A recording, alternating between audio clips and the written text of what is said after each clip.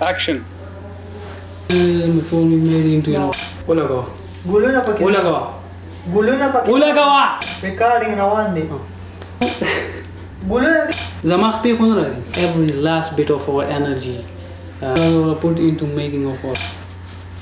Instead of looking at it as a unfortunate event, this is so hard. I don't want to do this. All of us wanted to pursue film industry, but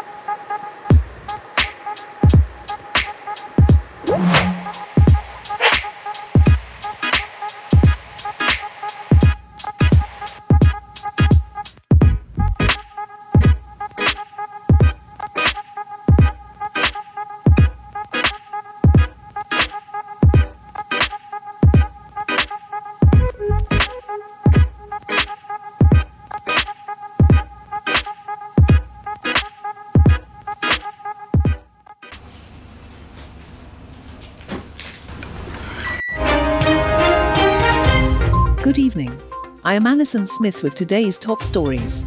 To cope with the stressful situation of the pandemic, a group of independent filmmakers from Pakistan has started a YouTube channel and social media outlets. They spend their day in their usual jobs while the rest of the evening painting their vision using the canvas of the camera. Ahmed Wadir, a victim of the recession, had lost his job when his offices closed during the lockdown. He paints to deal with his misfortune. According to Ahmed, painting has always been a sigh of relief when times were hard. Shahaya Khan, a medical doctor who is on duty since the start of the pandemic, contributes to Rethinker Media as a creative outlet during his time off, while also preparing for his exams due in 2 months. Fawad Khan, a computer engineer, says he was lucky to find a group which shares his interests. He took the initiative of starting online portals to share their work. They have made short films at their own houses with zero budget, which were selected for international online film contests and were greatly appreciated by their audience.